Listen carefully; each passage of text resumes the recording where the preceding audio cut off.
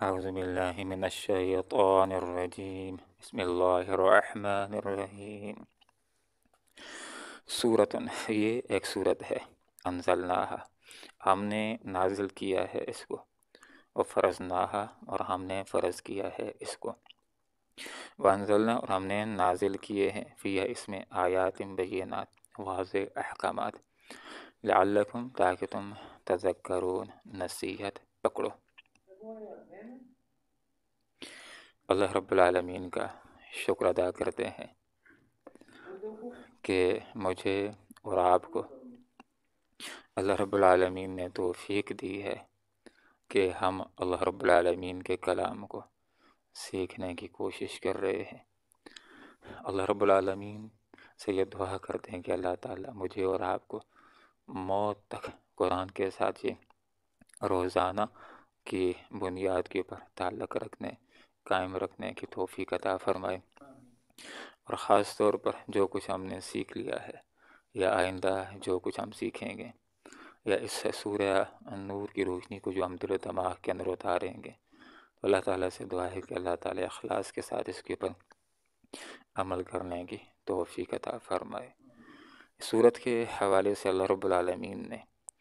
بہت زور کے ساتھ، تاکید کے ساتھ عمل کی طرف ہم کو بارا ہے۔ یہ کیا ہے؟ سورتن، یہ سورت ہے، یہ سورہ نور ہے۔ اس سورت کو کس نے نازل کیا ہے؟ انزلناہا، پورے قرآن کو اللہ رب العالمین نے نازل کیا، لیکن اس سورت کی اور بھی زیادہ اہمیت اجاگر ہو جاتی ہے کہ جب اس کے آغاز کے اندر یہ فرما دیا گیا کہ کسی انسان کا کلام نہیں ہے، کسی اور کا کلام نہیں ہے، اس کو اللہ رب العالمین نے نازل کیا ہے، جبرائیل امین لے کر کے آئے ہیں، اور انسانیت کی ہدایت کے لیے آپ صلی اللہ علیہ وسلم کے دل مبارک کے اوپر نازل ہوا۔ وفرضناہا، اس کے اندر یہ بات سمجھا دی گئی کہ یہ قرآن، اور خاص طور پر سورہ نور کے اندر جو احکامات بیان ہوں گے، تو یہ تمہارے لیے میں سفارشات نہیں ہے کہ جس کو پسند ہو تو بس ماننا شروع کر دے، اور کوئی عمل نہ کرنا چاہے تو خیر کوئی بات نہیں، ایسی بات نہیں ہے، بلکہ اللہ رب العالمین نے جو احکامات نازل کیے ہیں، زنا کے احکامات ہیں، حدود ہیں، یا حد قذف ہے، یا جو دوسری حدود جہاں پر بیان کی گئی ہیں، تو ان کو نافذ کرنا فرض ہے۔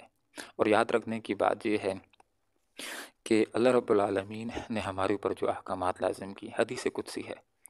آپ صلی اللہ علیہ وسلم نے ارشاد فرمایا کہ اللہ رب العالمین کا یہ ارشاد اقدس ہے کہ میرے بندے کے اعمال میں سے وہ اعمال مجھ کو سب سے زیادہ عزیز اور محبوب ہیں جو میں نے اپنے بندے کے اوپر لاگو اور فرض کیے ہیں۔ اب غور کیجیے، وہ آدمی کبھی بھی اللہ تعالیٰ کا پسندیدہ نہیں ہو سکتا ہے کہ جو تہجد بھی پڑھتا ہو، پورا دن قرآن کی تلاوت بھی کرتا ہو، چاشت بھی پڑھتا ہو، اوابین بھی پڑھتا ہو، صلاۃ تسبیح بھی پڑھتا ہو، اور نوافل بھی ادا کرتا ہو، لیکن رمضان کے روزے نہیں رکھتا ہے، تو وہ اللہ تعالیٰ کا محبوب نہیں ہو سکتا، اس لیے کہ فرض کو اس نے اہمیت نہیں دی ہے۔ ایک آدمی پورا سال کے اندر نفلی روزے رکھتا ہے، ایک دن کھوجا کرتا ہے، ایک دن روزہ رکھتا ہے، ایک دن کھوجا کرتا ہے، ایک دن روزہ رکھتا ہے، نفلی روزے رکھتا ہے، لیکن زکوٰۃ جس وقت بات آ جاتی، مالدار بھی زکوٰۃ نکل سکتی بھی ہے لیکن نکالتا نہیں ہے، تو یہ آدمی دل دماغ کے اندر یہ بات بٹھا دے کہ یہ اللہ کا پسندیدہ نہیں بن سکتا ہے۔ اس کی مثال آپ تھوڑا سا غور کیجئے کہ ایک بچہ ہو جو خوشی کے ساتھ والد کے پاس بیٹھ جاتا ہے اپنی چاہت کے ساتھ، تو والد کی ٹانگیں دباتا ہے، اس کی کمر دباتا ہے، لیکن اگر والد کہتا ہے کہ جاؤ پانی لاؤ، پانی لاتا نہیں ہے، یا اس کی ٹانگیں دبا رہا ہے، والد کہتا ہے کہ وہ دوائی مجھ کو دے دو اور پانی دے دو، وہ اس کو دیتا نہیں، تو کیا والد اس کا دل اس سے خوش ہو جائے گا؟ نہیں۔ اس لیے یہ بات سمجھنے کی ہے۔ آپ صلی اللہ علیہ وسلم نے وضاحت فرما دی کہ اللہ رب العالمین کے ارشاد اقدس ہے کہ میرے بندے کے اعمال میں سے جو سب سے زیادہ محبوب ہیں، وہ مجھے وہ اعمال ہیں جو میں نے بندے پر لاگو اور فرض کیے، اور ان کے ساتھ ساتھ، فرائض کے ساتھ ساتھ، جس وقت ایک بندہ نوافل ادا کرتا ہے تو میرے قریب ہو جاتا ہے، اور جب میرے قریب ہو جاتا ہے میں اس کو اپنا محبوب بنا لیتا ہوں۔ جس وقت میں اس کو اپنا محبوب بنا لیتا ہوں تو پھر اللہ کا ارشاد ہے کہ میں اس کے ہاتھ بن جاتا ہوں، جس کے ساتھ پکڑتا ہے میں اس کے کان بن جاتا ہوں، جس کے ساتھ سنتا ہے میں اس کی آنکھیں بن جاتا ہوں، جس کے ساتھ دیکھتا ہے اللہ کا ارشاد ہے کہ میں اس بندے کے پاؤں بن جاتا ہوں، جس کے ساتھ وہ چلتا ہے۔ تو اللہ تعالیٰ کے ہاتھ، پاؤں، کان اور آنکھیں بننے سے مراد یہ ہے کہ اس کے بعد بندے کے اعمال اللہ کی رضا کے مطابق ہو جاتے ہیں، اور بندے کے اعمال میں سے شیطان کے لیے ایسا نہیں بچتا ہے۔ تو یہاں پر ان احکامات کی اہمیت کے لیے بات بیان کر دی، لوگوں یہ بات سمجھ لو کہ یہ میں سفارشات نہیں ہیں کہ جو عمل کرے تو اچھی بات ہے، عمل نہ کرے تو خیر کوئی کی بات نہیں ہے، فرض ہے تو ہمارے اوپر فرض نہ، ہم نے ان کو لازم کیا ہے، فرض کیا ہے۔ وَأَنزَلْنَا فِيهَا، اس صورت کے اندر ہم نے کیا نازل کیا ہے؟ اس کے اندر ہم نے تمہارے لیے احکامات نازل، کون سے احکامات؟ آیات بینات، ایسے نہیں کہ کوئی پیچیدہ سمجھنا چاہے تو سمجھ نہ سکے، نہیں، واضح سمجھ میں آنے والے، انسان تھوڑا سا بھی غور و فکر کرے تو ہر ایک جو حکم ہے اس کے پیچھے تھوڑا غور کرے گا تو سمجھ بھی آئیں گے، اور یہ بھی پتہ چلے گا کہ ایک ایک حکم جو ہے وہ انسانیت کے مفاد کے اندر ہے۔ لعلکم تذکرون، تاکہ تم نصیحت پکڑو۔ تو آگے جو پہلا حکم اللہ رب العالمین نے ذکر فرمایا وہ یہ ہے کہ الزانیۃ والزانی، جو زانیہ عورت ہے اور زانی مرد، فجلدوا، کوڑے مارو، کل واحد منہما، ان میں سے ہر ایک کو 100 جلدہ، 100 کوڑے۔ تو یہ پہلا حکم نازل کر دیا کہ زنا کے حوالے سے۔ زنا کا مطلب یہ ہوتا ہے کہ ایک مرد ایک عورت کے قریب ہو جائے بغیر کسی جائز تعلق کے، بغیر کسی نکاح کے، اس کو زنا کہا جاتا ہے۔ جو بھی دنیا کا معتدل ذہن رکھنے والا بندہ ہے، سلیم الطبع انسان ہے یا سلیم الطبع جو معاشرہ ہے، ان سے پوچھا جائے تو وہ اس کو معیوب ہی سمجھتے ہیں، برائی سمجھتے ہیں۔ اور دوسری بات، یہ حکم جو ہے تو یہ اللہ رب العالمین نے ذکر فرمایا، اگر انسان اسلام کے اوپر عمل کرے، غور سے سمجھے، تو کوئی بھی اس کو ایک ظالمانہ قانون نہیں کہے گا، بلکہ انسانیت کے مفاد ہی میں کہے گا۔ اب دیکھیں ایک معاشرہ ہے، اس معاشرے کے اندر نکاح کو آسان کیا اسلام نے، 1 2 کر لو، 2 کے اوپر بھی تمہاری خواہش پوری نہیں، 3 کر لو، 4 کر لو، اور پھر اس کے بعد زنا سے جو اپنے آپ کو بچائے گا کس قدر ثواب ہے، اللہ راضی ہوتا ہے، اور آخرت کا خوف بھی دلایا گیا ہے۔ ان ساری چیزوں کے باوجود جو آدمی اس حد تک پہنچ جائے گا تو پھر اس کی سزا بنتی ہی ہے۔ اور جو بعض اوقات یہ کہہ دیتے ہیں کہ یہ بڑے سخت احکامات ہیں،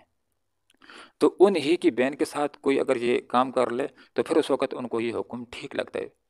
پھر یہاں تو اسلام کے اندر 100 کوڑے کی بات ہے، تو پھر ان کا اس کے اوپر بھی سوٹا نہیں ہوتا، وہ پھر کہتے ہیں کہ بس اس میں سے گولیاں نکال دی جائیں۔ پھر اسلام کے جو قوانین ہیں فطرت کے مطابق ان کو معلوم ہوتے ہیں۔ تو الزانیۃ والزانی، جو زنا کارہ عورت ہے اور زنا کار مرد، یہاں پر عورت کو پہلے ذکر کیا ہے اور زانی یہ مرد اس کو بعد میں ذکر کیا۔ اس کو تقدیم و تاخیر بھی کہا جاتا ہے۔ علماء نے اس کے اندر بھی یہ نقطہ ذکر کیا ہے کہ اگر عورت اپنے آپ کو تھوڑا سا پکا کر دے، وہ چھیل کرنے والی ہو، نظریں اٹھانے والی نہ ہو، اپنے آپ کو چمکانے اور لچکانے والی مردوں کے سامنے نہ ہو، تو پھر مردوں کو کم ہی ضرورت ہوتی ہے کہ وہ کسی عورت کی طرف تباہ آزمائی کر سکیں۔ لیکن یہ آگے ہوتی ہے اور پھر اپنے آپ کو بناتی سروارتی، دوسرے کے جذبات کو بارتی ہے، تو اس کے اندر اس کا زیادہ کردار ہوتا ہے، اس لیے اس کو پہلے ذکر کر دیا گیا کہ ہاں سزا دونوں کو دینی ہے، لیکن اس کا چونکہ زیادہ ہوتا ہے تو یہ بچنے نہ پائے، سزا تم نے دونوں کو دینی ہے۔ فجلدوا، مارنے، کل واحد منہما، ہر ایک کو 100 جلدہ، 100 کوڑے ان کو لگانے۔ اور یہ بھی کس وقت؟ 100 کوڑے بھی اس وقت مارنے ہیں جب کیس ثابت ہو جاتا ہے۔ اور کیس کس وقت ثابت ہوگا؟ کہ 4 مرد گواہی دیں اور وہ کہیں کہ ہم نے اپنی آنکھوں کے ساتھ دیکھا ہے، تو 4 گواہی دے دیں گے، اور وہ بھی اسلامی حکومت کے سامنے۔ کوئی فرد انفرادی طور پر کسی کو سزا نہیں دے سکتا، اگر سزا دیں گے تو پھر بدلوں کے اوپر بدلوں کا معاشرہ شروع ہو جائے گا۔ امین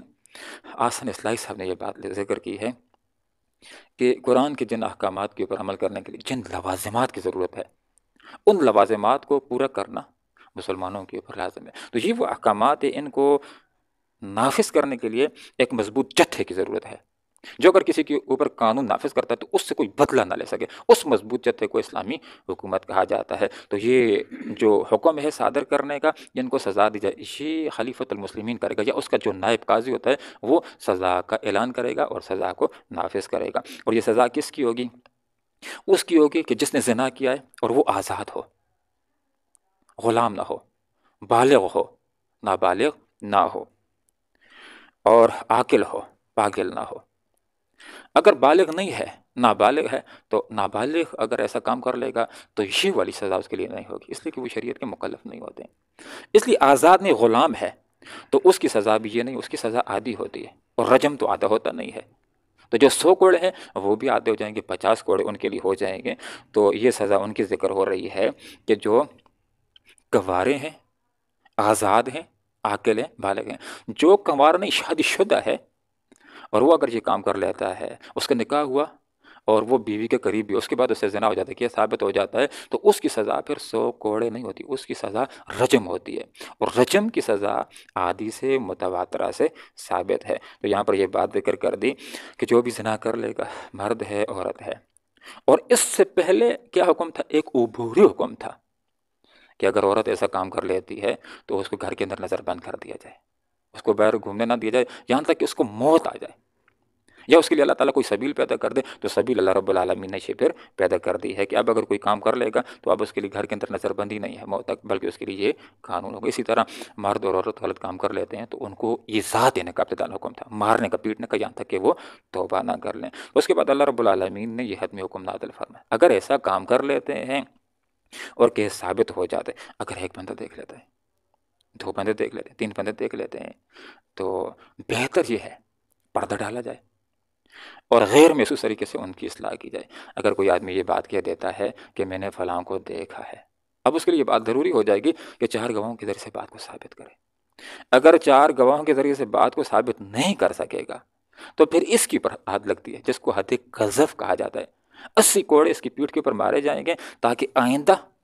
اسلامی معاشرے کے اندر کسی کے اوپر بدنامی لگانے کی ضرورت نہ کرے۔ تو اسلام کے اندر پردہ ڈالنے کی تلقین کی گئی ہے۔ تو جو زناکار عورت ہے، زناکار مرد ہے، فجلدو، کوڑے مارو، کل واحد منہما، ان میں سے ہر ایک 100 جلدہ، 100 کوڑے۔ تو آیت کا کچھ حصہ باقی ہے انشاءاللہ، اس کو انشاءاللہ ہم کل پڑھ لیں گے۔ سورت، یہ ایک سورت ہے، انزلناہا، ہم نے اس کو نازل کیا، وہ فرضناہا، اور ہم نے اس کو فرض کیا، وہ انزلنا، اور ہم نے نازل کیے ہیں، فیہا، اس میں آیات بینات، واضح احکامات، لعلکم، تاکہ تم تذکرون، نصیحت پکڑو۔ الزانیۃ، زناکار عورت، والزانی، اور زناکار مرد، فجلدو، کوڑے مارو، کل واحد منہما، ان میں سے ہر ایک کو، کیس ثابت ہو جائے تو 100 جلدہ، 100 کوڑے۔ اللهم ربنا آتنا في الدنيا حسنة وفي الآخرة حسنة وقنا عذاب النار برحمتك يا أرحم الراحمين۔